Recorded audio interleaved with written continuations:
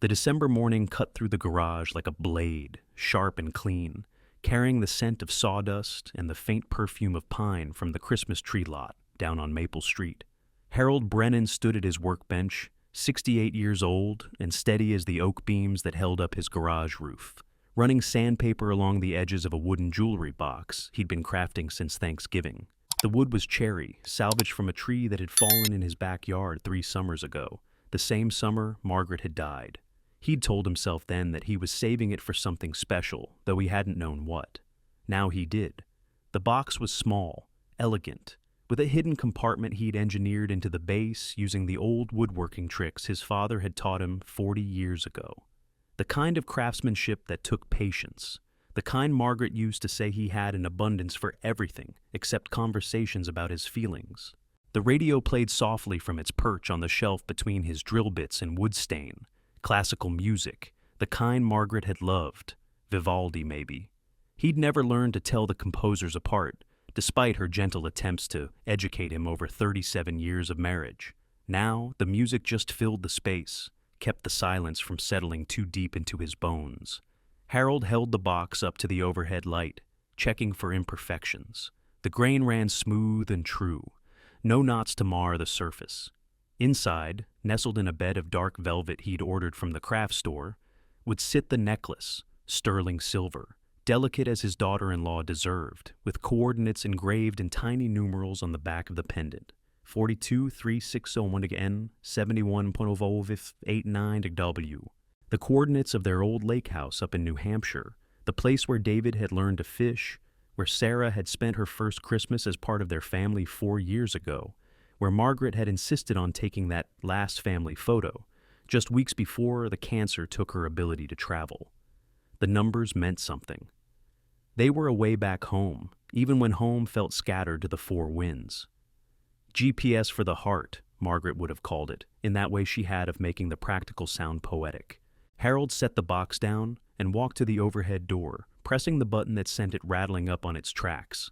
The cold air rushed in, carrying the smell of snow that hadn't quite decided to fall yet. His neighbor, Mrs. Chen, was already out walking her corgi, both of them bundled in matching red sweaters that made Harold smile despite himself. She waved, and he lifted his hand in return, the gesture automatic and comfortable. 12 days until Christmas. He had a list taped to the wall beside his workbench, written in the careful block letters he'd used for 40 years of engineering projects. Hardware store, wood stain, pickup necklace, Goldstein jewelry, grocery, roast, potatoes, Brussels sprouts. Right card for Sarah, gas up the truck.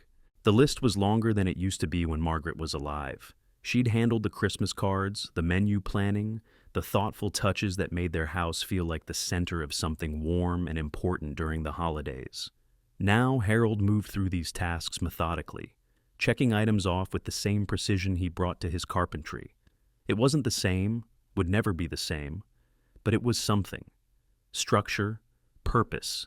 The card for Sarah lay half-finished on his workbench, the front a photograph of their lake house in summer, the kind of picture-perfect scene that looked like a postcard. Inside, he'd started to write in his careful script. Sarah, this necklace carries coordinates that mean home to our family. Margaret always said that love wasn't just about the big moments, but about knowing you have a place to return to. He'd stopped there, uncertain how to finish without sounding like an old man trying too hard to manufacture meaning. Sarah was a good girl. Woman, he corrected himself. 28 years old and perfectly capable of managing her own life. But she had a gentleness about her that reminded him of Margaret in her younger years, a way of listening that made people want to tell her things they'd never told anyone else. She deserved something beautiful, something that acknowledged her place in what remained of their family. The sound of a car in his driveway pulled Harold from his thoughts. Through the open garage door, he could see David's silver Camry pulling up beside his own truck, the engine ticking as it cooled. His son emerged from the driver's seat with the kind of hurried energy that had become his default mode since taking the promotion at the consulting firm downtown. Always rushing, always checking his phone, always seeming to be somewhere else even when he was standing right in front of you. "Hey, Dad." David jogged up the driveway, his breath visible in small puffs. At 32, he still looked like the boy who used to spend entire Saturdays in this same garage, handing Harold tools and asking endless questions about how things worked. But there was something around his eyes now, a tightness that hadn't been there in his 20s. The stress of success, Harold supposed, the weight of a mortgage and a marriage, and the thousand small responsibilities that accumulated like snow. David. Harold wiped his hands on a shop rag, nodding toward the workbench. Just finishing up Sarah's gift? His son's eyes flicked to the jewelry box, and Harold saw something cross his face. Too quick to interpret, gone before Harold could decide if it was interest or something else. Looks nice. What is it? Jewelry box, to go with the necklace I had made. Harold moved toward the workbench, his hand hovering over the box. Silver pendant with the lake house coordinates. Thought she might like having something that connects her to the family history. David's phone buzzed, and his attention immediately split. Harold watched his son's fingers move across the screen in quick, practiced gestures, his face illuminated by the blue glow. When he looked up, it was with the slightly glazed expression of someone returning from a digital elsewhere. Sorry, work thing. The coordinates, that's a nice touch. She'll love it. But David wasn't really looking at the box anymore. His gaze had shifted to the shelves along the far wall, where Harold kept some of Margaret's things. Photo albums, a few pieces of her jewelry he hadn't been able to bring into the house, her collection of ceramic birds that used to sit on the kitchen windowsill, stuff he couldn't throw away, but couldn't quite live with daily.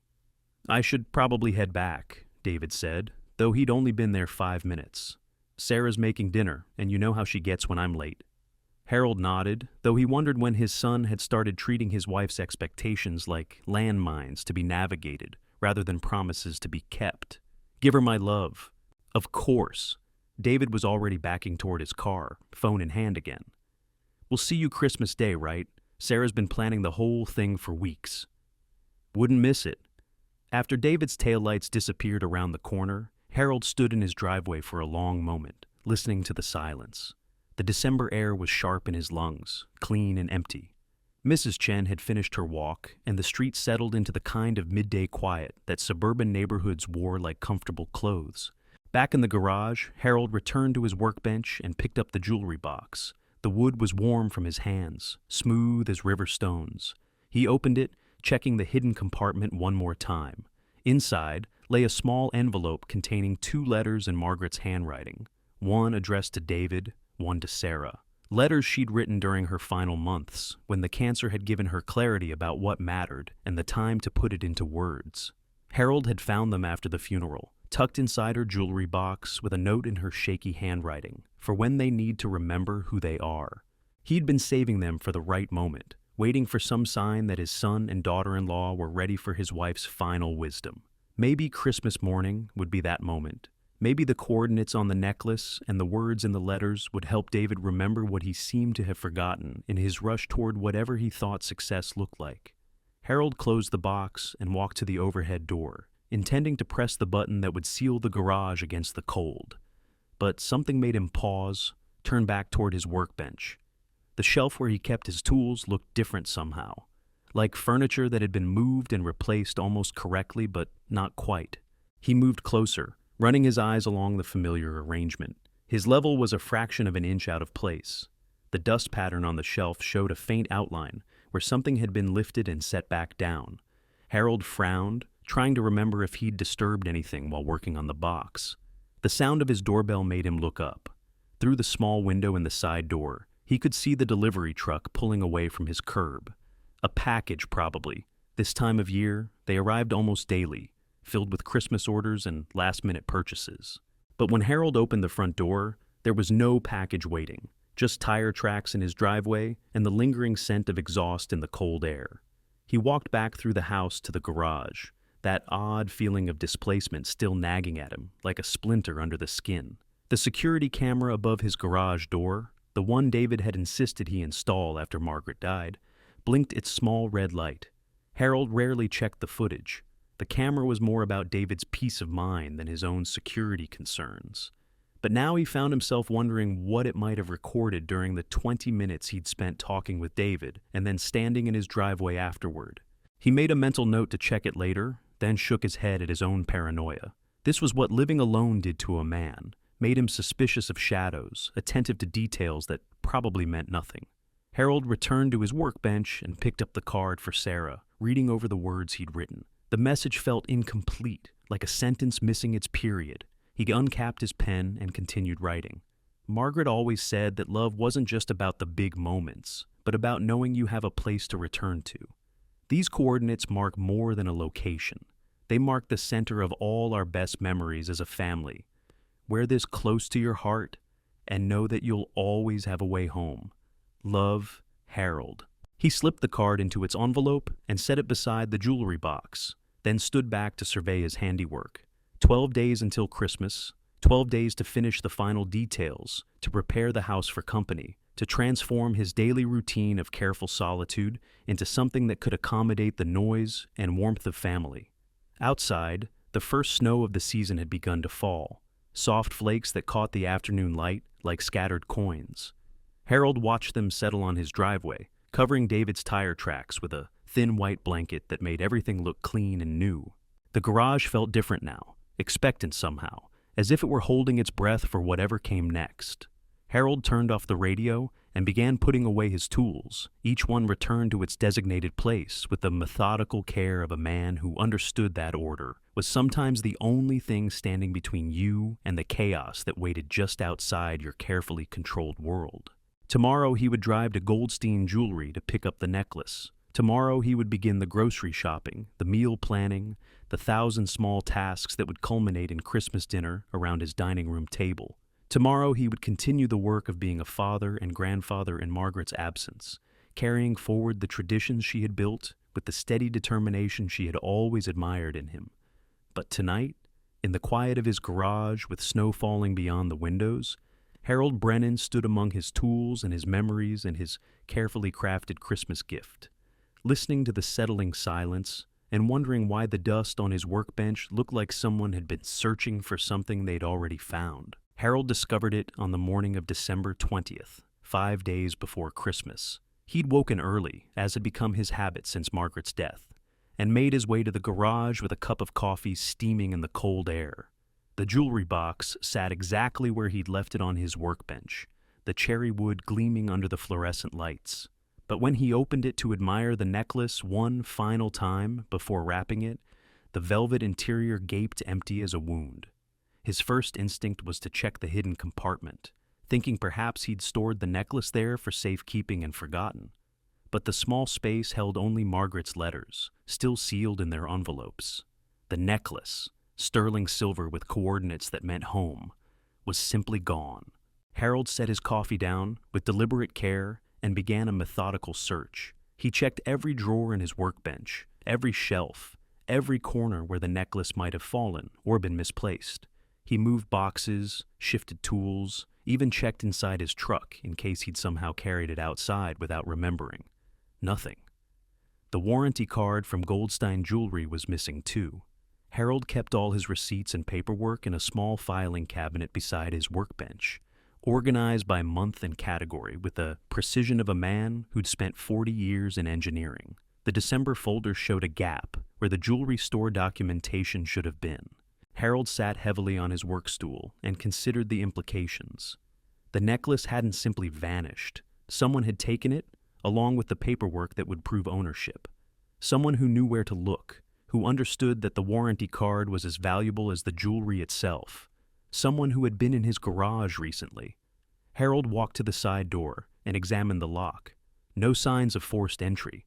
The overhead door was secure, operated by a remote he kept clipped to his truck's visor. The only person besides himself who had easy access to this space was David, who still had the spare garage door opener Harold had given him years ago for emergencies. The realization settled in his chest like a stone dropped into still water, sending ripples of disbelief and hurt radiating outward. Harold retrieved his laptop from the kitchen and spent the next hour researching the necklace's specifications. Sterling silver pendant, hand-engraved coordinates, serial number E74229SS4236. The jeweler had been meticulous in his documentation, providing photographs and detailed descriptions of every custom piece. Harold printed everything, receipts, photos, specifications, even the email correspondence with the jeweler. He created a folder labeled Christmas Necklace and filed it all away with the methodical thoroughness that had served him well through 4 decades of complex engineering projects. Then he did something that would have been unthinkable a week earlier. He drove to the police station. Officer Martinez was young, probably David's age, with kind eyes and the patient demeanor of someone accustomed to dealing with elderly citizens and their concerns. Harold explained the situation carefully, sticking to facts, presenting his documentation like evidence in a court case. "The thing is, Mr. Brennan," Officer Martinez said gently, "without signs of forced entry, and given that your son has legitimate access to your property, this becomes more of a family matter than a criminal one. Now, if you want to file a formal report—" "Not yet," Harold said quickly. "I'm hoping there's been some misunderstanding." But even as he said it, Harold knew better. There had been no misunderstanding. Someone had deliberately taken the necklace and its documentation. Someone who knew exactly what they were looking for and where to find it. Driving home, Harold felt the weight of a decision settling on his shoulders. He could confront David directly, demand an explanation, let righteous anger drive the conversation. Or he could do what Margaret had always counseled during the difficult years when David was a teenager testing boundaries. Watch, wait, and let the truth reveal itself. The security camera footage confirmed his suspicions. Harold spent an hour learning to operate the digital system, fast-forwarding through days of empty garage recordings until he found what he was looking for. There, on December 18th at 2:17 p.m., nearly an hour after David had left through the front door, the garage door opened again. A figure entered, moved directly to Harold's workbench, and spent exactly 4 minutes searching through drawers and files before leaving with something clutched in their hand. The figure's face was clearly visible in the camera's infrared recording. It was David. Harold watched the footage 3 times, hoping somehow he'd misunderstood what he was seeing. But there was no ambiguity. His son had returned secretly to steal the Christmas gift intended for his own wife. The questions multiplied like fractals, each answer spawning 3 new uncertainties. Why would David steal a gift meant for Sarah? Did she know? Was this about money? Was the necklace more valuable than Harold had realized? Or was there something deeper, something Harold was missing? That evening, Harold sat in his kitchen with Margaret's address book open before him, her careful handwriting, listing friends and family members, accumulated over a lifetime. His finger traced down to K and stopped at Mary Kowalski, S.K. Mary lived 6 houses down and had helped Harold with Margaret's estate paperwork. More importantly, she was someone he could trust with delicate family matters. "Harold?" Mary's voice carried surprise and warmth when he called. "How are you holding up with Christmas coming?" "I'm well, Mary, but I wonder if I might ask you a legal question, hypothetically speaking."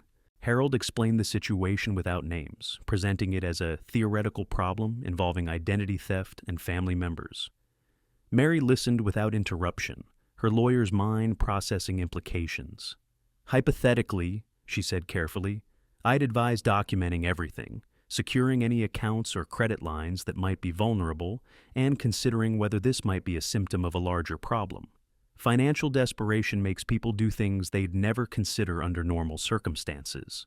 After hanging up, Harold made a list of protective measures: freeze his credit reports, set up fraud alerts with his banks, change the locks on the garage. But even as he wrote, he knew these were just precautions against future problems. They didn't address the central question of why his son, successful, educated, seemingly stable, would steal from him.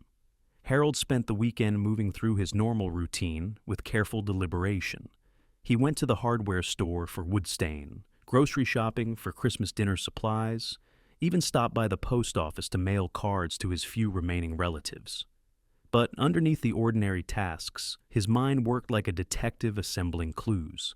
Saturday afternoon, he drove past David and Sarah's house in Riverside Heights, a neighborhood of newer colonials with perfect lawns and driveways that could accommodate 2 SUVs.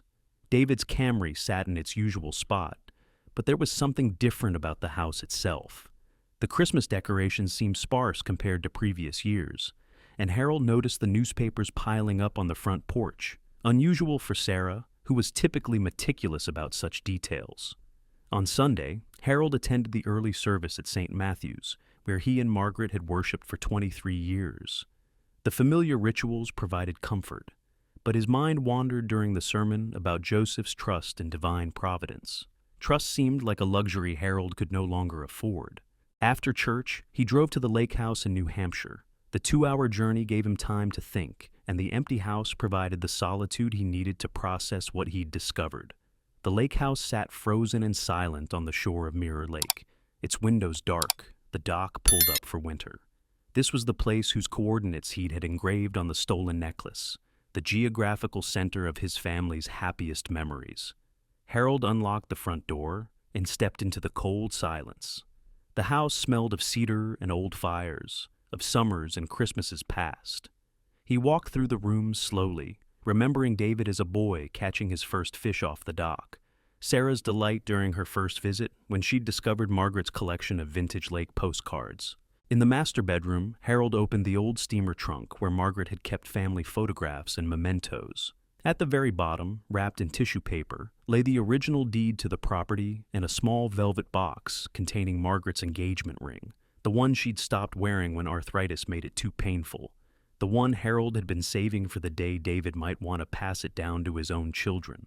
Harold opened the box and stared at the diamond solitaire, a modest stone by today's standards, but chosen with love and saved for over months of careful budgeting in 1975.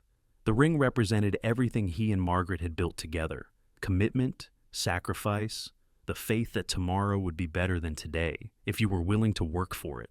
He closed the box and rewrapped it carefully, but made a mental note of its exact location. If David was desperate enough to steal Christmas presents, other family valuables might be at risk too. Driving home as the December sun set behind bare trees, Harold felt the weight of approaching Christmas like a physical presence. In 5 days, David and Sarah would sit at his dining room table, sharing the meal Margaret had perfected over decades of holiday entertaining. Sarah would open her gifts with genuine gratitude, not knowing that the most meaningful present, the necklace with coordinates that marked her place in their family's geography of love, had been stolen by her own husband. The thought of Sarah's disappointed face, of her polite questions about whether he'd forgotten to get her something special, made Harold's chest tighten with anger and shame. She deserved better than lies and theft. She deserved the truth, even if the truth would shatter the careful facade David was apparently working to maintain. That night, Harold sat at his kitchen table with a legal pad and began making notes. At the top of the page, he wrote December 20th and underlined it twice. Then he began documenting everything he knew: the discovery of the theft, the security footage, the missing warranty documentation, his observations about David's behavior, and the house in Riverside Heights. At the bottom of the page, he wrote 2 questions that would determine his next steps. 1. Is David in financial trouble? 2. What else don't I know? The first question felt almost certain now. Desperation was the most logical explanation for the theft. The second question scared him more than he wanted to admit. If David could steal from his father with such calculated precision, what other secrets might be hidden behind his facade of suburban success? Harold folded the legal pad and placed it in the folder with his jewelry documentation. Tomorrow, he would begin answering those questions. Tomorrow, he would decide whether to confront his son directly or continue gathering evidence of what appeared to be a betrayal deeper than simple theft. But tonight, in the silence of the house he'd shared with Margaret for 37 years, Harold Brennan sat surrounded by the ghost of Christmas preparations and wondered how many other things he'd been too trusting to notice, too loving to question, too much of a father to believe possible. Outside, the December wind rattled his windows like fingers tapping against glass, as if the cold itself were trying to get his attention, trying to tell him that winter had only just begun. The email arrived at 6:43 a.m. on December 21st, jarring Harold awake with the electronic chime he'd never bothered to silence. He reached for his phone with the disorientation of a man whose sleep had been shallow and troubled, expecting perhaps a message from David or Sarah about Christmas dinner arrangements. Instead, he found an automated alert from Capital One. Thank you for opening your new Platinum Rewards credit card account. Your card will arrive within 7 to 10 business days. For immediate account access, please call. Harold sat up in bed, fully awake now. He had not opened any credit card account. He had not applied for anything from Capital One. The email included an account number and instructions for activation. Details that suggested this was not a mistake or misdirected message. Harold dressed quickly and made his way to the kitchen, where he kept a thick folder labeled Financial Documents. Inside were statements from his checking account, his modest investment portfolio, the credit cards he actually used.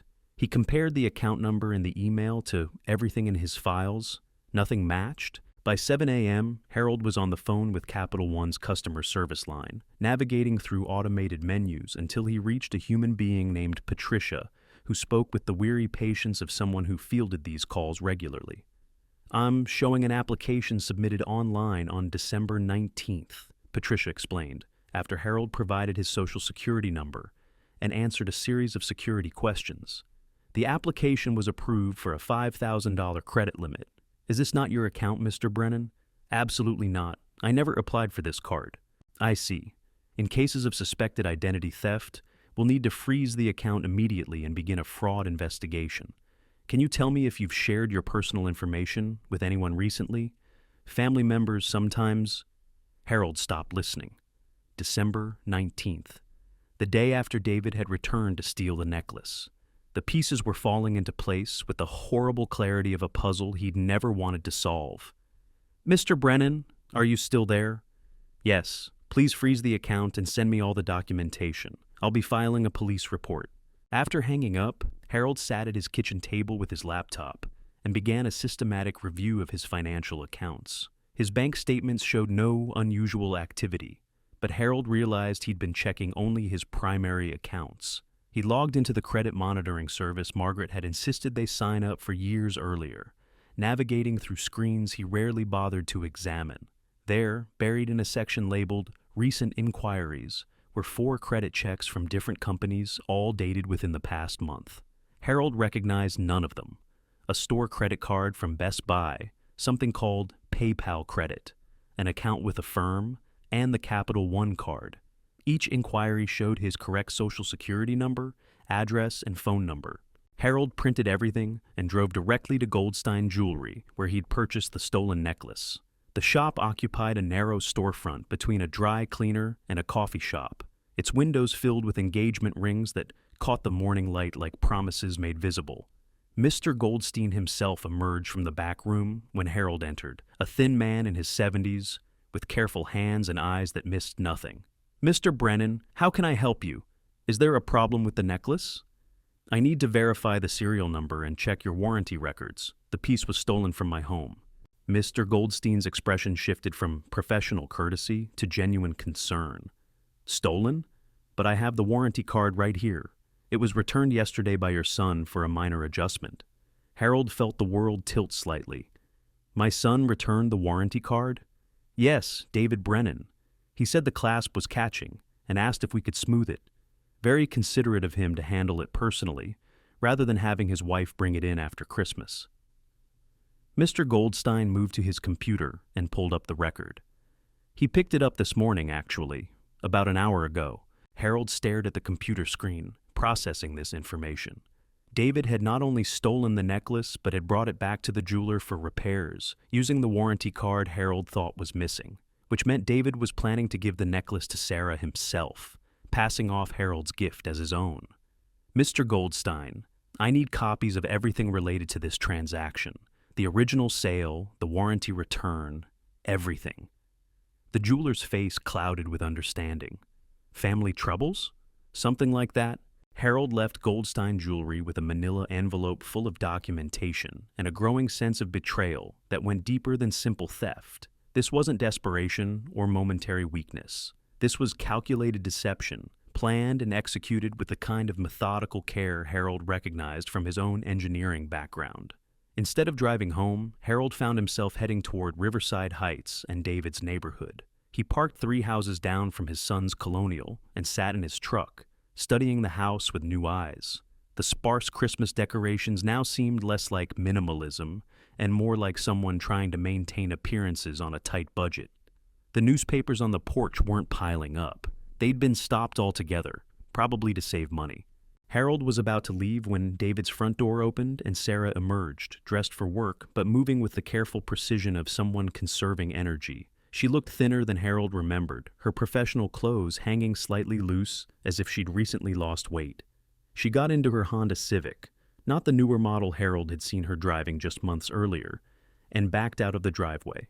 Harold waited until she was gone, then drove to the coffee shop near the lake, where he and Margaret used to have breakfast on Saturday mornings. The place was called Sunrise Cafe, and the owner, Elena, had known them for years. She greeted Harold with the warm familiarity of someone who'd watched him navigate grief and solitude. "The usual, Mr. Brennan, coffee and wheat toast." "Please. And Elena, I wonder if I might ask you something. Have you seen my son David recently, or his wife Sarah?" Elena's expression grew cautious in the way of small business owners who understood that family questions often led to uncomfortable territory. "Not recently, no.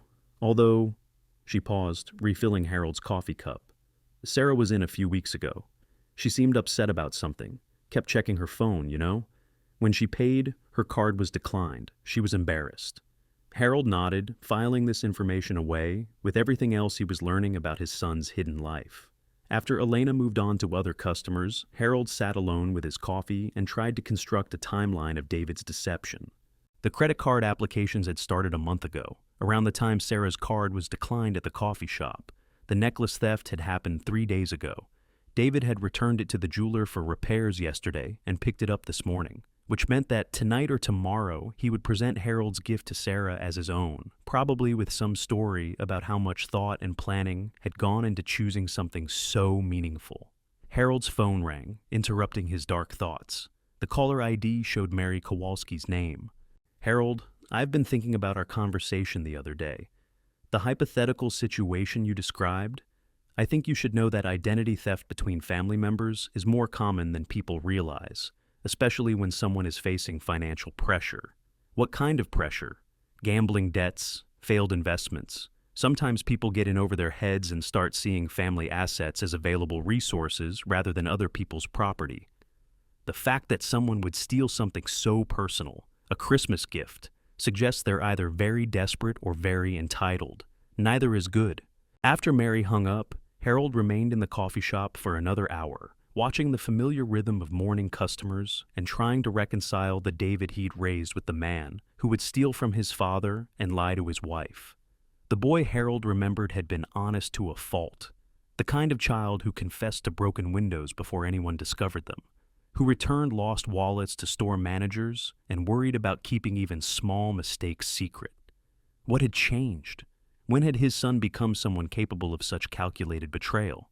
Harold drove home through neighborhoods decorated for Christmas, past houses where families were presumably preparing for holidays unmarked by theft and deception. His own house looked modest by comparison, a simple ranch with a small front yard and the garage where he'd crafted the stolen gift with his own hands. Inside, Harold spread his documentation across the kitchen table like pieces of a jigsaw puzzle. Bank statements, credit reports, jewelry receipts, security camera screenshots, evidence of a betrayal he was still trying to fully comprehend. He opened his laptop and began researching the credit cards that had been opened in his name, calling each company to report fraud and freeze the accounts. The pattern was consistent. Online applications submitted with Harold's personal information, but using David's email address and phone number. Someone had been very careful to ensure they would receive the cards and activation instructions, while using Harold's credit history and social security number to qualify for the accounts. By late afternoon, Harold had frozen 4 fraudulent credit accounts and filed preliminary fraud reports with 3 credit bureaus.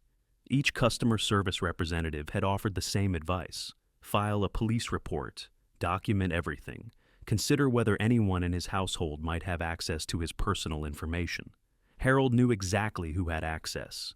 The question was what to do about it. As evening approached, Harold made himself a simple dinner and sat at his kitchen table with a legal pad, continuing the timeline he'd started the night before. On the left side of the page, he listed facts: credit applications, necklace theft, warranty card manipulation, Sarah's declined credit card. On the right side, he wrote questions. How much money is involved? What other family items might be at risk? Does Sarah know? The last question bothered him most. Sarah's weight loss, her careful movements, the declined credit card, these could be signs of someone dealing with financial stress, or they could indicate someone who knew nothing about her husband's activities and was simply struggling with whatever lies David had told her about their situation. Harold's phone rang again. This time, the caller ID showed David's name. "Hey, Dad, just calling to confirm Christmas dinner. Sarah's really looking forward to it." Harold listened to his son's voice, cheerful, casual, giving no hint that he'd spent the morning retrieving stolen jewelry from a repair shop. "We'll be there at 2, like always. Should we bring anything?" "Just yourselves," Harold said carefully. "I have everything under control."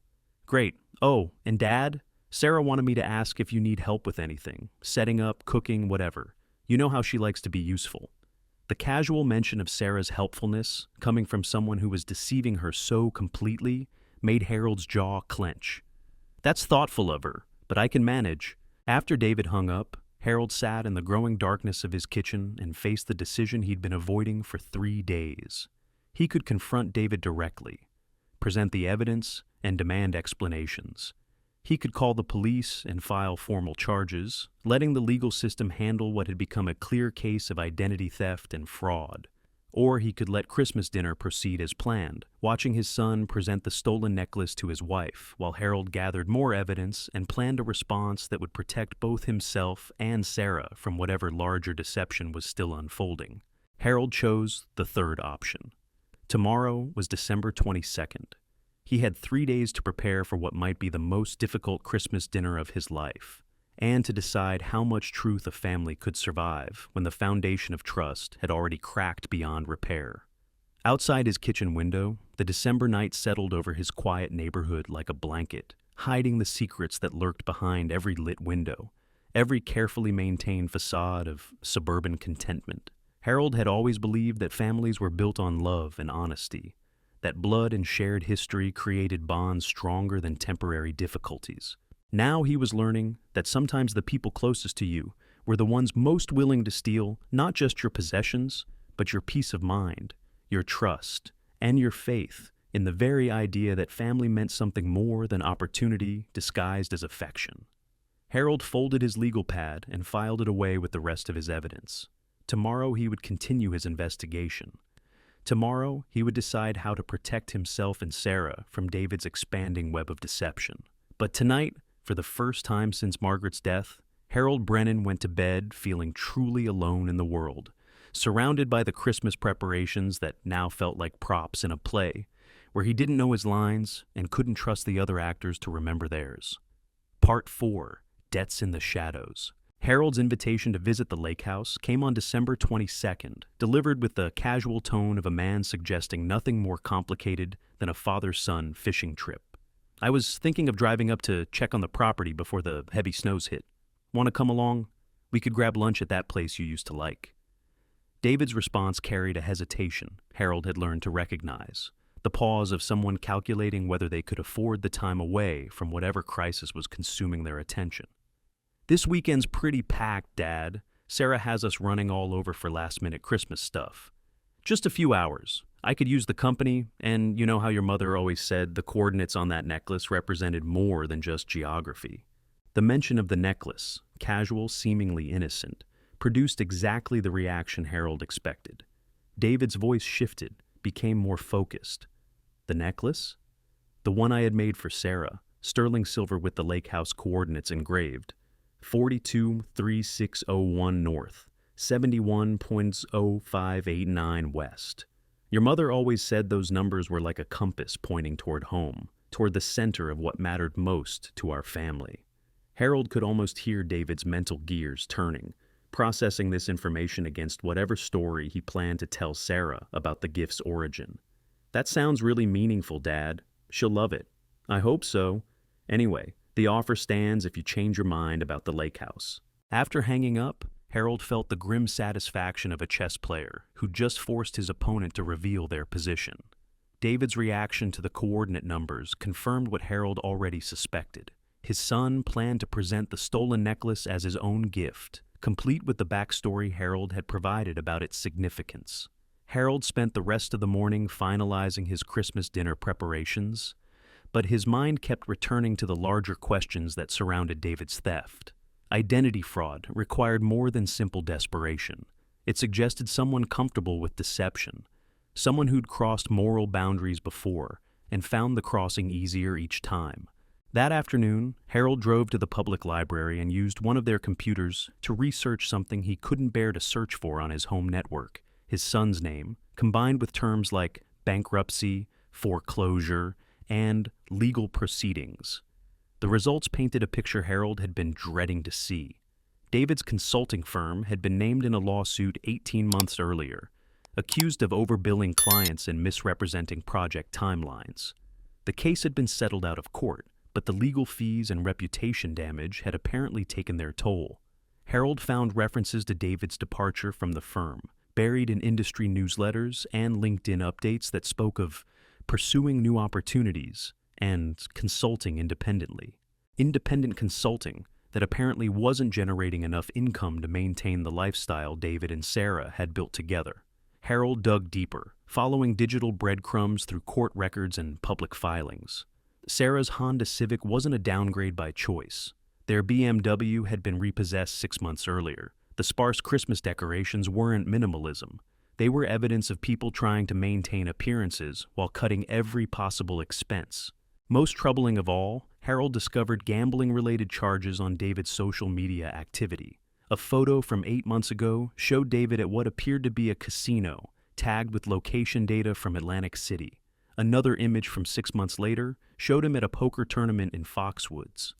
The photos had been deleted, but Harold had learned enough about technology to find cached versions through search engines. Gambling. The word carried weight that simple financial mismanagement couldn't match. Gambling suggested addiction, compulsion, the kind of progressive disease that turned otherwise honest people into liars and thieves. Harold thought about Mary Kowalski's warning about desperation, making people see family assets as available resources. Harold's phone buzzed with a text message. David again. Actually, maybe I can make the lake house trip work. What time were you thinking? The sudden change of mind confirmed Harold's suspicions. David wanted to hear more about the necklace, wanted to understand the story behind it, so he could appropriate not just the gift, but its meaning. Harold texted back, "Let's say 10 a.m. We'll make a day of it." That evening, Harold called Mary Kowalski and asked if she could meet him for coffee the next morning before his trip with David. Mary agreed, though her voice carried the concern of someone who recognized the careful control in Harold's tone. They met at Sunrise Cafe, where Elena served them coffee and Harold's usual wheat toast, with the discretion of someone who understood that some conversations required privacy. Harold showed Mary the evidence he'd gathered: credit reports, fraud documentation, the gambling-related social media posts he'd printed. "Harold, this is serious," Mary said, studying the papers. "Identity theft is a federal crime, especially when it involves multiple accounts and ongoing fraud. But before you decide how to proceed, you need to understand something about family dynamics and addiction." Mary had handled divorce cases, she explained, where gambling addiction had destroyed families. The pattern was always similar: escalating debts, increasing desperation, family members who became targets rather than sources of support. The person you raised, that's still your son, but addiction changes people, makes them capable of things they'd never consider under normal circumstances. What would you advise? Document everything, protect your assets, but consider giving him a chance to come clean before involving law enforcement. Sometimes the shock of discovery is enough to motivate someone toward treatment. Sometimes it isn't. Harold absorbed this advice while watching the morning customers flow through the cafe. Ordinary people dealing with ordinary problems, their lives unmarked by the peculiar pain of loving someone who'd betrayed your trust. When Mary left for her office, Harold remained at his table, reviewing the strategy he'd developed for his conversation with David. The drive to the lake house took 2 hours, following familiar roads through New Hampshire countryside that looked austere and beautiful under December's gray sky. David spent most of the journey on his phone, handling what he described as client emergencies, but which sounded to Harold more like desperate attempts to generate income from whatever freelance work he could find. The lake house sat frozen and silent on Mirror Lake's shore, its windows dark, the dock pulled up for winter. Harold had always loved this place in winter almost more than summer, the clarity of cold air, the way sound carried across empty water, the sense of being connected to something larger and more permanent than the daily complications of suburban life. "Remember when you were 12 and caught that bass off the end of the dock?" Harold asked as they walked through the empty house. "Your mother made such a fuss about cleaning it properly." David smiled, and for a moment Harold glimpsed the boy he remembered, the child who'd spent entire summers here, learning to fish and swim and appreciate the kind of silence that only came in places far from traffic and crowds. "She insisted on taking pictures of every fish I caught, no matter how small. She said the coordinates of this place were like DNA for our family. 42.3601 north, 71.0589 west. The genetic code for everything that made us who we were." Harold watched David's face as he repeated the coordinates, saw the slight tightening around his son's eyes that suggested recognition and calculation. They were standing in the living room, where Margaret had insisted on taking that last family photo, where Sarah had discovered the vintage postcards that had made her feel immediately connected to the family's history. "About those coordinates, Dad, the necklace you mentioned, that's really thoughtful of you. I had them engraved on the back of the pendant, small numbers, but they're there. Anyone who understands their significance would know immediately how much thought went into the gift." David nodded, his attention focused in a way that told Harold his son was memorizing details for later use. "Sarah will understand. She's always been sentimental about family history." Harold felt a flare of anger at hearing David speak so casually about Sarah's sentimentality while planning to deceive her, but he kept his voice level. "I hope she'll wear it often. It's the kind of piece that becomes more meaningful over time." They had lunch at the diner David had loved as a teenager, a place that served burgers and fries with the kind of unpretentious excellence that didn't exist in the suburbs. Harold watched his son eat with the focused intensity of someone who wasn't sure when his next good meal might come, and felt the complicated mixture of love and disappointment that seemed to define their relationship now. On the drive home, David's phone rang with a call he obviously didn't want to take. Harold heard only David's side of the conversation. "I told you, I need another week. No, that's not possible. Look, I'm working on it." When David hung up, his face had gone pale. Harold recognized the expression from his own memories of the difficult conversations with creditors during the early years of his marriage, when money had been tight and every phone call carried the potential for bad news. "Everything all right?" "Work stuff, client being difficult about payment schedules." Harold nodded as if he believed this explanation, but he was thinking about gambling addiction and the kind of debts that came with phone calls that couldn't be ignored.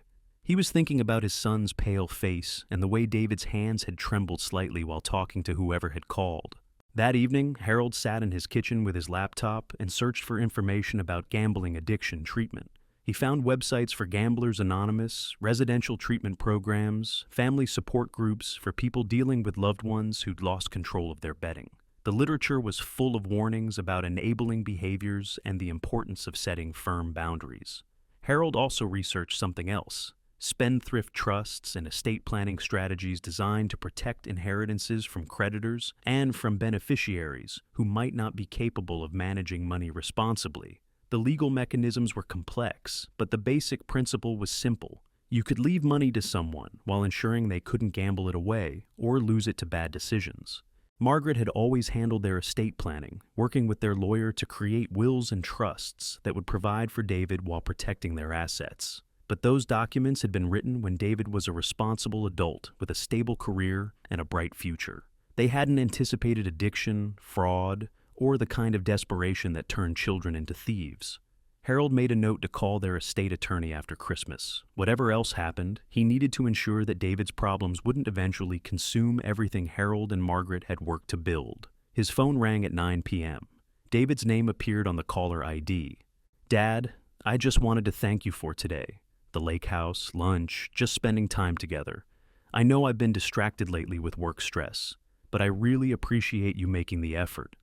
Harold heard genuine emotion in his son's voice, the kind of sincerity that made loving someone so much more complicated than simply judging their actions. "I'm glad we went. Your mother always said that place helped people remember what mattered most. She was right about a lot of things. After David hung up, Harold sat in his quiet kitchen and wondered if his son had been trying to confess something, if the gratitude and emotion had been David's way of asking for help without admitting the full scope of his problems, or if it had simply been the manipulation of someone who'd learned to use sentiment as a tool for managing the people he was deceiving. Tomorrow was December 23rd.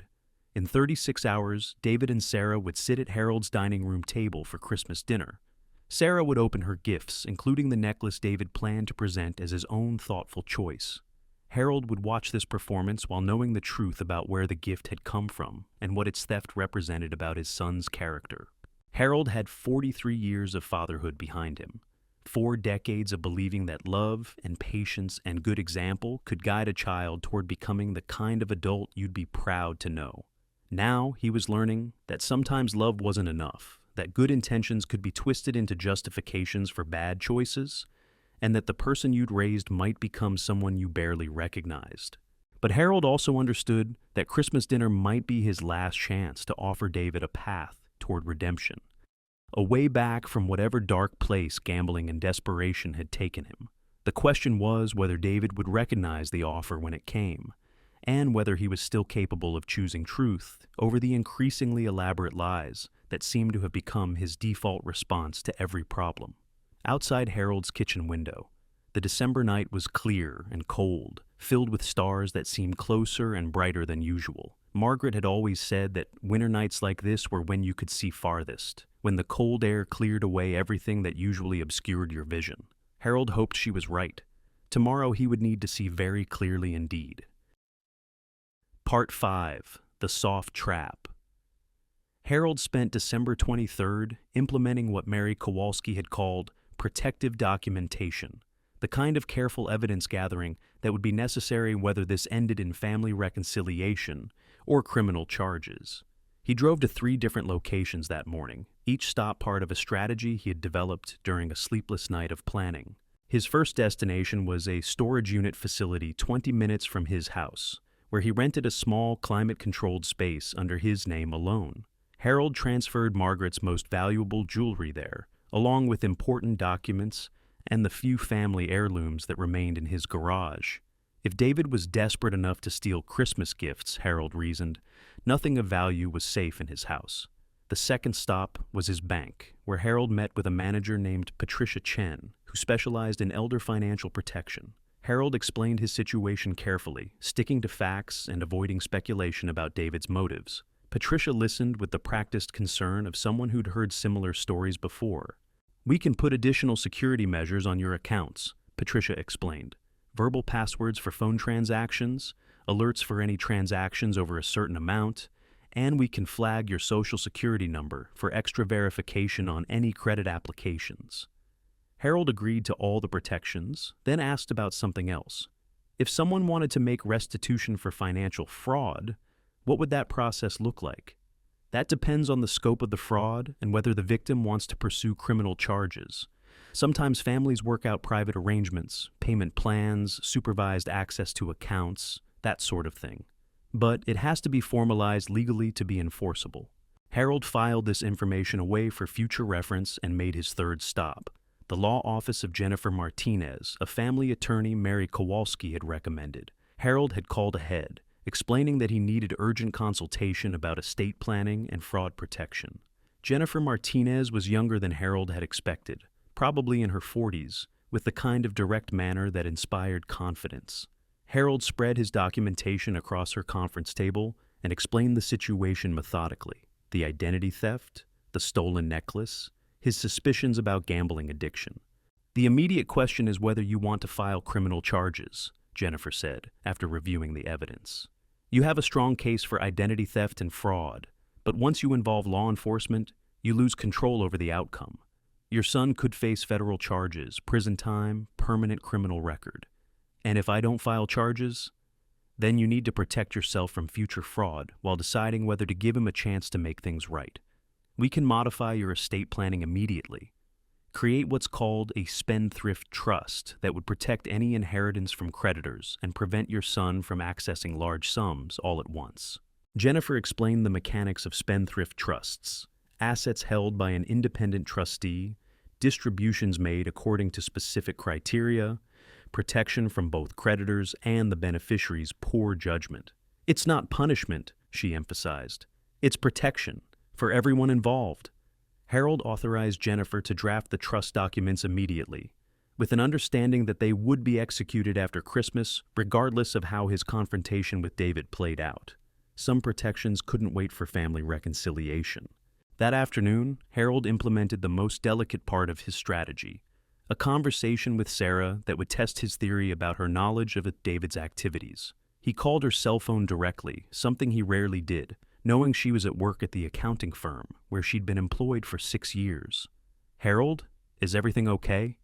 Sarah's voice carried immediate concern, the reflex of someone who'd learned to expect bad news from unexpected phone calls. "I'm fine, dear. I was just thinking about tomorrow's dinner and realized I wanted to give you something special beforehand. Something private, just between us. Could you stop by this evening for a few minutes?" Sarah agreed, though Harold could hear the puzzlement in her voice. He spent the rest of the day preparing for what might be the most important conversation of this entire crisis. Harold had decided to test Sarah's knowledge using one of Margaret's letters, not the ones hidden in the jewelry box, but a different letter his wife had written during her final months, addressed to Sarah specifically, and filled with the kind of maternal wisdom Margaret had wanted to pass along to her daughter-in-law. Sarah arrived at 7 p.m., looking tired in the way of someone carrying stress she couldn't quite define. Harold invited her into his living room, where Margaret's Christmas decorations created an atmosphere of warmth and continuity that seemed to ease some of the tension in Sarah's shoulders. "I wanted to give you this before tomorrow," Harold said, offering Sarah an envelope with her name written in Margaret's careful script. "Margaret wrote it during her last months. She asked me to give it to you when I thought you might need her guidance most." Sarah opened the envelope with trembling fingers, her eyes already bright with unshed tears. Harold watched her face as she read, saw the expression shift from surprise to emotion to something that looked like relief. When she finished, Sarah looked up with tears streaming down her cheeks. "She knew," Sarah whispered. "Somehow she knew I would need to hear this." Harold leaned forward gently. "What did she say, dear?" "That marriage is tested by more than just the big moments. That sometimes the person you love makes choices that disappoint you, and you have to decide whether love means enabling those choices or helping them find a better path." Sarah wiped her eyes with the back of her hand. "Harold, I think David is in trouble, financial trouble. He won't talk to me about it, but I can see the signs." Harold felt a mixture of relief and sadness. Relief that Sarah was not complicit in David's deception, sadness that she was suffering because of it. "What kind of signs?" "Money disappearing from our accounts, credit cards I didn't apply for. He says it's all related to the consulting business, but the explanations don't add up." Sarah's voice grew stronger as she spoke, as if finally sharing her suspicions was freeing something that had been trapped inside her. "And there are phone calls he takes in private, conversations that end with him looking like he's seen a ghost." Harold made a decision that felt both risky and necessary. "Sarah, I need to tell you something about your Christmas gift, and I need you to listen carefully before you decide how to respond." Harold explained about the necklace, its creation, its theft, David's apparent plan to present it as his own gift. He showed Sarah the documentation, the security footage, the evidence of David's return to the jeweler for repairs. Sarah listened without interruption, her face cycling through disbelief, hurt, and finally a kind of grim recognition. "He's been lying to me about so many things," she said quietly. "I keep wanting to believe his explanations, but they're getting more and more elaborate. Harold, I think he has a gambling problem." Sarah told Harold about the casino photos she'd found on David's phone, about the sports betting apps she'd discovered, about the nights David claimed to be working late but came home smelling like cigarettes and desperation. She'd been hoping the problem would resolve itself, that love and patience would be enough to guide David back to the man she'd married. "Margaret's letter says that enabling someone isn't the same as loving them," Sarah said, holding the letter against her chest. "She says that sometimes the most loving thing you can do is refuse to participate in someone's self-destruction." Harold felt a surge of gratitude toward his late wife, whose wisdom was still guiding their family even in her absence. "What do you want to do about tomorrow?" Sarah was quiet for a long moment, thinking.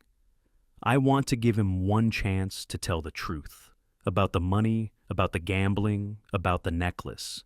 If he can't do that, then I need to make some hard decisions about our marriage." They spent another hour planning how to handle Christmas dinner, agreeing that Sarah would say nothing about the necklace when David presented it, but would create an opening for him to confess about their financial situation. Harold would support whatever decision Sarah made about confronting David, but he would also make clear that his tolerance for deception had reached its limit. After Sarah left, Harold felt both lighter and heavier than he had in days. Lighter because he no longer carried the burden of knowledge alone. Heavier because he now understood the full scope of the damage David's choices were causing to his marriage and his family. Harold spent the evening of December 23rd making final preparations for Christmas dinner, following Margaret's detailed notes about timing and presentation. He arranged the dining room table with Margaret's best china, polished the silver candlesticks they had received as a wedding gift, and prepared the centerpiece of pine boughs and white candles that had graced their Christmas table for 30 years. In the kitchen, Harold seasoned the roast beef and prepared vegetables for tomorrow's meal, following recipes Margaret had perfected over decades of entertaining.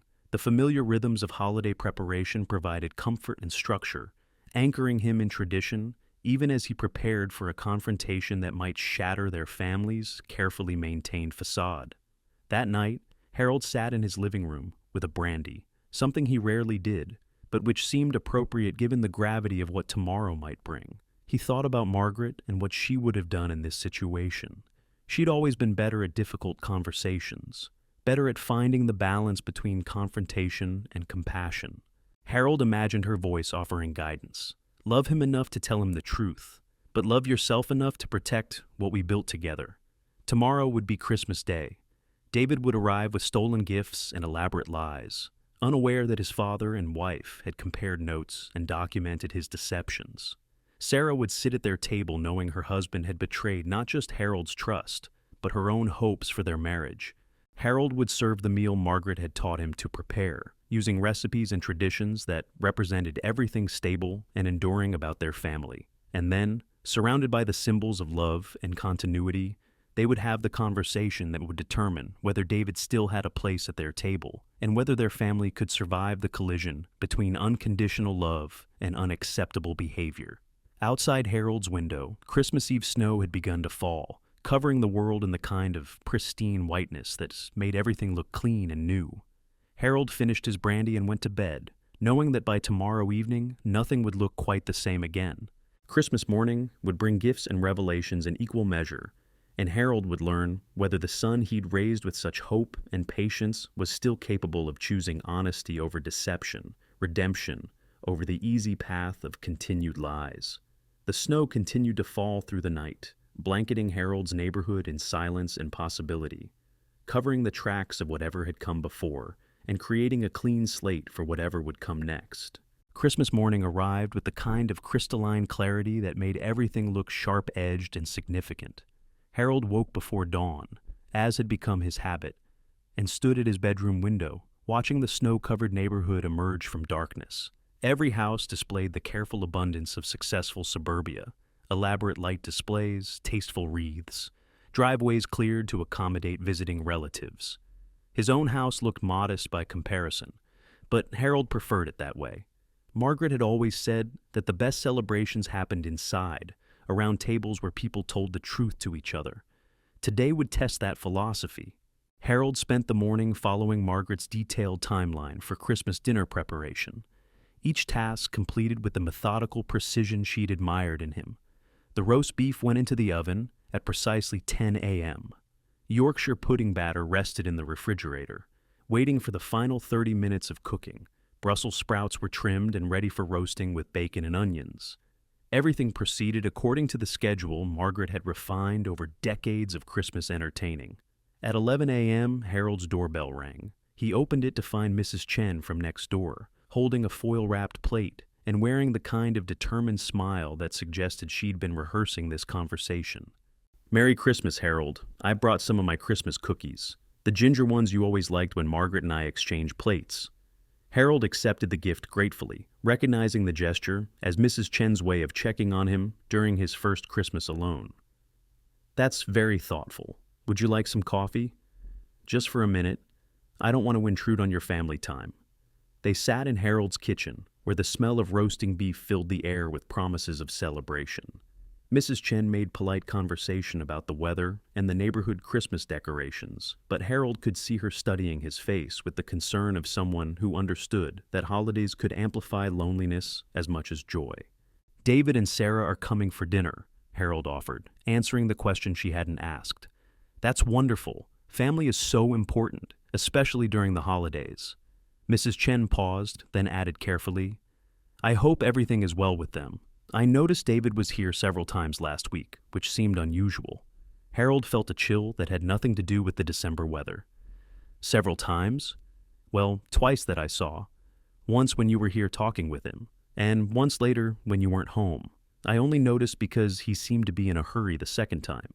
Harold thanked Mrs. Chen for the information and the cookies, then walked her to the door with his mind racing. David had returned to the house when Harold wasn't home. The security footage had shown only one return visit to the garage, which meant David had been inside the house itself on a separate occasion, with access to Harold's personal documents, financial records, and anything else he might need to continue his identity theft. Harold spent the next hour conducting a methodical search of his home office and bedroom, looking for signs of disturbance. He found them in his filing cabinet, where documents were returned to folders in slightly different order than his usual system. His social security card was in the wrong section. Bank statements showed fingerprint smudges that hadn't been there before. David hadn't just stolen the Christmas gift. He'd conducted a systematic search of Harold's personal information, gathering everything he might need for continued fraud. The scope of the betrayal was even larger than Harold had realized. At 1 p.m., Harold heard car doors slamming in his driveway. Through his front window, he watched David and Sarah approach his house, both carrying wrapped gifts and wearing the kind of carefully maintained smiles that suggested they'd spent the drive here preparing for performance. David looked tired but determined, like someone who'd decided to push through whatever difficulties awaited him. Sarah looked beautiful but fragile, like crystal that might shatter if handled too roughly. Harold opened the door before they could ring the bell, greeting them with the warmth of a host rather than the suspicion of someone who'd spent the week documenting their deceptions. "Merry Christmas, come in, perfect timing, dinner will be ready in an hour." They exchanged hugs and holiday greetings with the ritual familiarity of a family that had been celebrating together for years. Harold helped them hang their coats in the hall closet, noting that David's jacket pockets seemed heavier than usual, probably containing the stolen necklace he planned to present as his own thoughtful gift. Sarah moved through Harold's house with the easy familiarity of someone who belonged there, straightening cushions and adjusting Margaret's Christmas decorations with the unconscious care of a daughter-in-law who understood her place in the family's traditions. David seemed more restless, checking his phone frequently and glancing around the house as if cataloging its contents. "Can I help with anything in the kitchen?" Sarah offered, following Harold toward the smell of roasting beef. "Everything's under control, but I'd love the company." They worked together preparing final dishes while David settled in the living room with his phone, handling what he described as a few quick work calls. Harold could hear fragments of David's conversations, tense, whispered exchanges that sounded nothing like business discussions and everything like someone trying to buy time with creditors. "He's been getting a lot of calls lately," Sarah said quietly, echoing Harold's thoughts. "Always steps outside or goes to another room." Harold handed Sarah a bowl of cranberry sauce to carry to the dining room. "How are things with you two? Really?" Sarah's composure wavered for just a moment. "Some days are better than others, but Margaret's letter helped me understand that marriage means making hard choices sometimes." At 2 p.m., Harold called them to the dining room table, where Margaret's Christmas china caught the afternoon light streaming through windows framed by snow-heavy pine trees. The roast beef sat perfectly browned at the head of the table, surrounded by Yorkshire pudding, roasted vegetables, and all the traditional accompaniments of a proper English Christmas dinner. Margaret's heritage expressed through food and ceremony. Harold said grace following the simple words Margaret had used for 37 Christmases. "For the gift of family, for the blessing of food, and for the love that binds us together despite our differences, we give thanks." The irony of those words, despite our differences, wasn't lost on anyone at the table. Dinner conversation started safely, covering Sarah's work at the accounting firm, the unusual December weather, neighborhood news about Mrs. Chen's new grandson. David contributed to the conversation in bursts, interrupted frequently by his phone, buzzing with calls he claimed not to need to answer, but which clearly demanded his attention. After the main course, Harold began clearing plates while Sarah organized the gift exchange. The wrapped packages sat beneath Harold's modest Christmas tree like time bombs, each one representing either genuine affection or elaborate deception, depending on its origin. "Should we do presents now?" Sarah asked, with the kind of forced cheer that suggested she was working hard to maintain holiday spirit, despite whatever private anxieties she carried. Harold retrieved his gifts for them: a cashmere scarf for Sarah, a book about woodworking techniques for David, both chosen weeks earlier when he'd still believed his family was what it appeared to be. Sarah exclaimed over the scarf's softness with genuine pleasure, wrapping it around her shoulders and admiring its color in the mirror above Harold's sideboard. David opened his gift with less enthusiasm, distracted by another buzzing phone notification. "Thanks, Dad. This looks really interesting." But Harold could tell his son wasn't really seeing the book, wasn't really present for any of this, except as an obligation to be endured. "My turn," David said, retrieving a small wrapped box from beneath the tree. "This is for you, Sarah. I wanted to get you something that showed how much you mean to our family." Harold watched Sarah's face as she unwrapped the jewelry box, his jewelry box, crafted from salvaged cherry wood, with the hidden compartment he'd engineered himself. Sarah opened it to reveal the sterling silver necklace, the pendant catching the light like a promise made visible.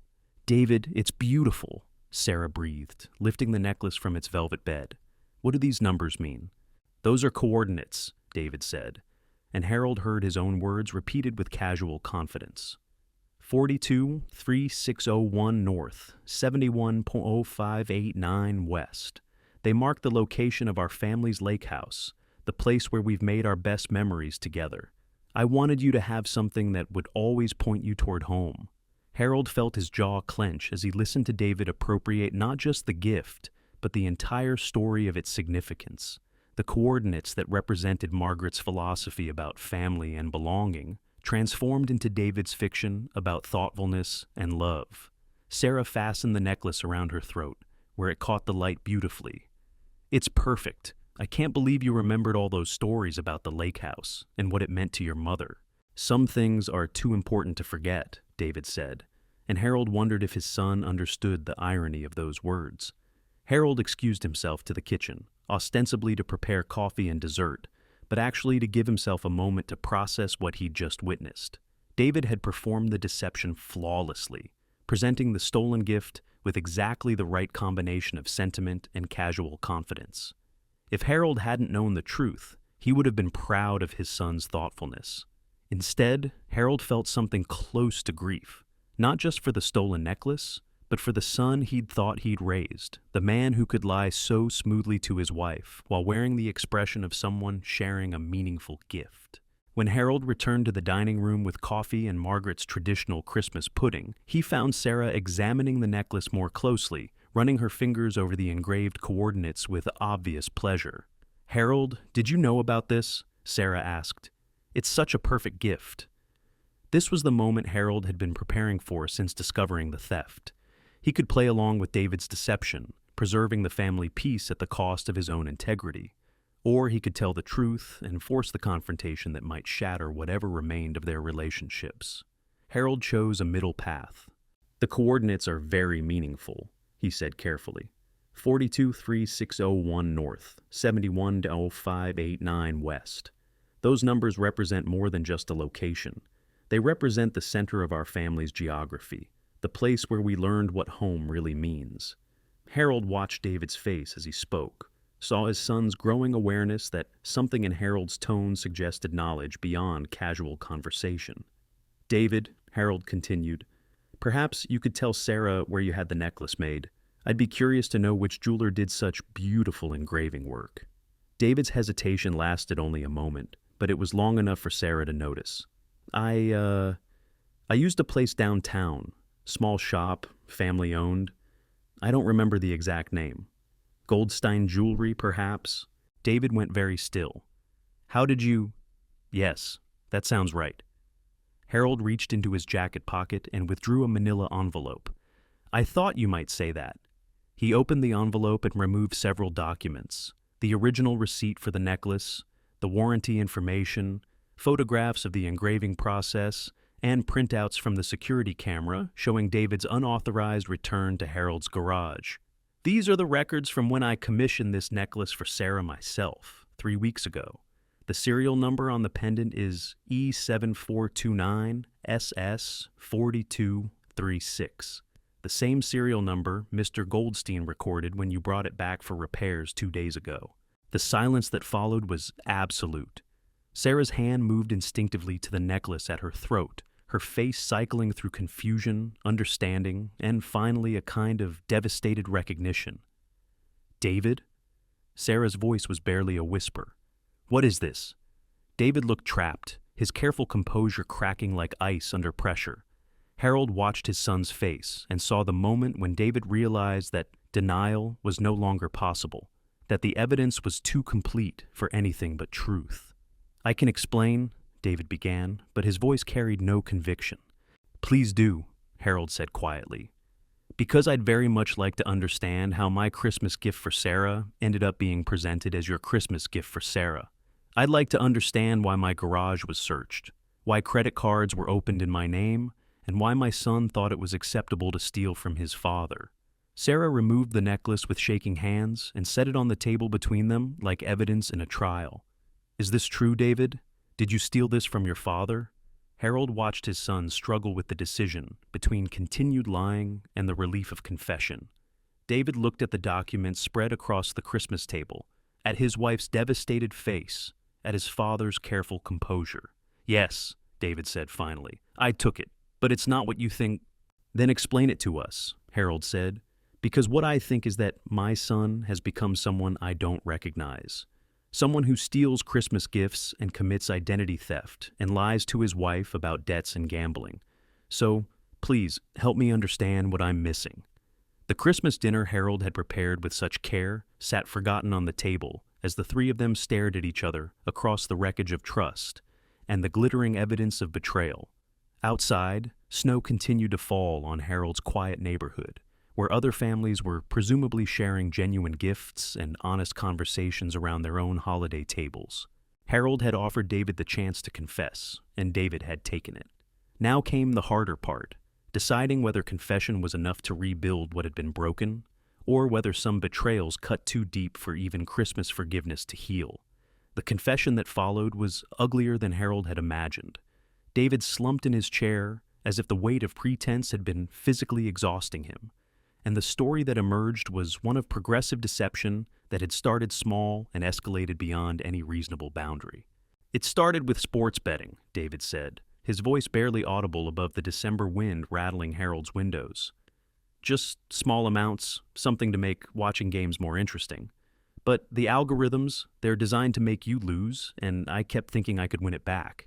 Sarah had gone very still, her hands folded in her lap, her face pale as she listened to her husband describe a secret life she'd sensed but never fully understood.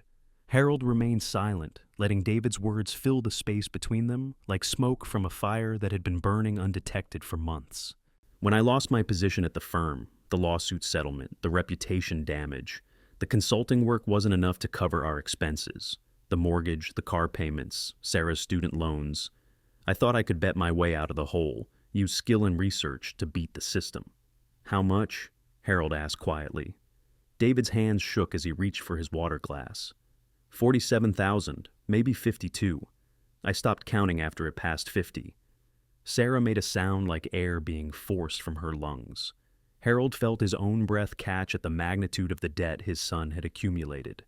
$50,000, more than many people made in a year, lost to the mathematical certainty of gambling algorithms designed to separate hope from money. The credit card's in your name, David continued. I told myself it was temporary, just enough to cover the minimum payments until I could figure something else out. I never meant for it to go this far. But it did go this far, Harold said, And then you decided to steal your wife's Christmas gift to maintain the illusion that you were still the husband she married. David flinched at Harold's words, but didn't deny them. I couldn't let her know how bad things had gotten. She trusted me to handle our finances, to take care of us. I couldn't admit that I'd destroyed everything we'd built. Sarah spoke for the first time since David had begun his confession, her voice steady despite the tears streaming down her cheeks. So, instead you decided to let me live in a fantasy while you stole from your father and lied to both of us. Sarah, please, no. Sarah's voice carried a firmness that surprised Harold. You don't get to please me right now. You don't get to ask for understanding when you've been lying to me for months about our financial situation, while I worried about why our credit cards kept getting declined and why you were always stressed about money. Harold watched this exchange with the complex emotions of a father witnessing his son's marriage potentially dissolve at his Christmas table. Part of him felt protective of David, wanted to intervene and find some way to minimize the damage. But a larger part of him felt proud of Sarah for refusing to accept David's implied request for immediate forgiveness. There's more, Harold said quietly. He reached into his jacket and withdrew another set of documents, the estate planning paperwork Jennifer Martinez had prepared. David, your mother and I worked for 43 years to build something we could leave to you and your family. A house paid for, investments, life insurance, the lake house, a foundation you could build on. Harold spread the trust documents across the table next to the Christmas dishes and the evidence of David's theft. But I can't leave money to someone who gambles it away or uses it to cover debts they accumulated through deception. So, I've made changes. David's face went white as Harold explained the spendthrift trust, the conditions for distribution, the way assets would be protected from creditors and from David's own poor judgment. This isn't punishment, Harold said. It's protection for the family wealth your mother and I created, and for any grandchildren who might need that security someday. You're cutting me out of my inheritance? David's voice carried disbelief and hurt. I'm ensuring that your inheritance will be there when you're ready to handle it responsibly. When you've gotten treatment for the gambling addiction, when you've made restitution for the fraud, when you've proven that you can be trusted with other people's money again. Harold pulled out one more document, a payment plan he'd calculated based on David's potential income from legitimate consulting work. $53,000 at $500 per month would take 9 years to repay. But it would be repayment, not just forgiveness. Sarah picked up the payment schedule and studied it with the trained eye of someone who understood financial projections.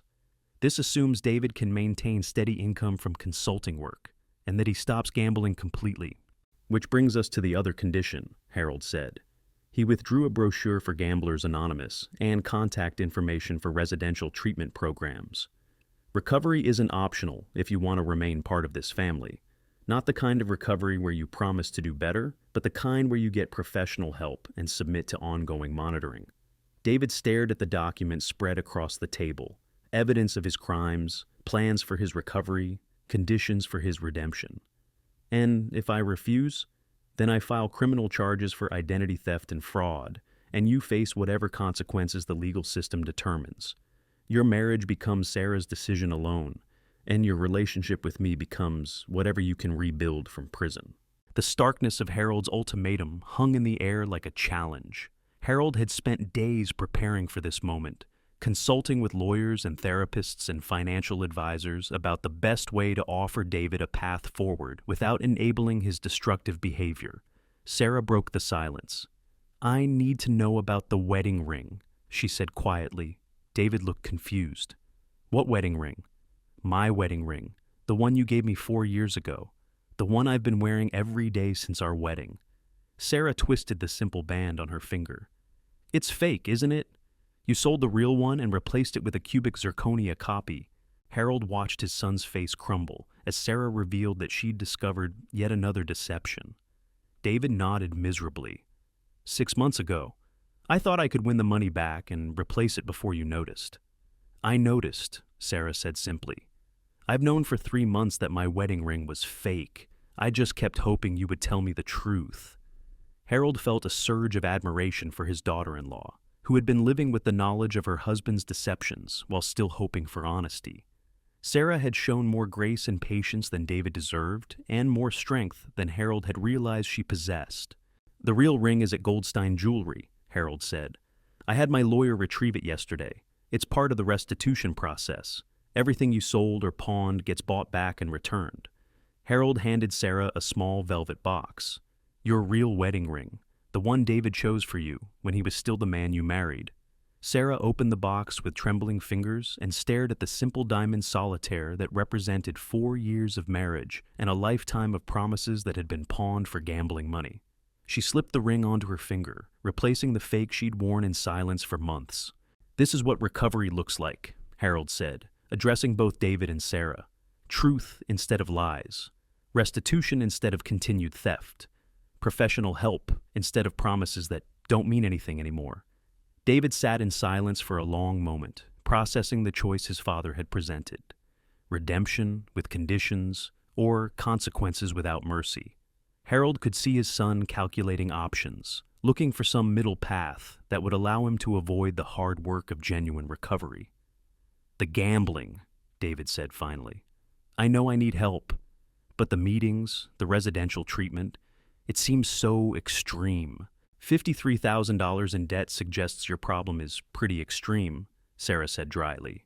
"Stealing from your father suggests your judgment is completely compromised.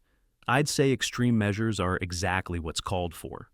Harold pulled out his phone and showed David a calendar app with appointments already scheduled. GA meeting tomorrow night at St. Matthew's, intake appointment with a counselor on December 27th.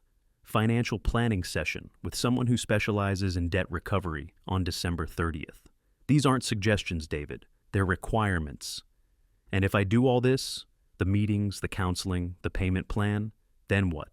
Then you start rebuilding trust with your wife and your father, Harold said. But it takes as long as it takes. Trust isn't rebuilt on a schedule. Sarah stood up from the table and walked to the window where she could see the snow-covered neighborhood and the warm lights in other people's windows. "I need time to think about us," she said without turning around. "About whether I can live with someone who's capable of such elaborate deception." Harold understood that this was the real consequence of David's choices, not just financial debt or legal troubles, but the potential loss of the marriage he'd claimed to be protecting through his lies. "The trust fund doesn't just protect money," Harold said quietly. "It protects Sarah, too. If you relapse, if you gamble away whatever resources you rebuild, the family assets remain intact for her and any children you might have." David finally seemed to understand the scope of what his father had planned.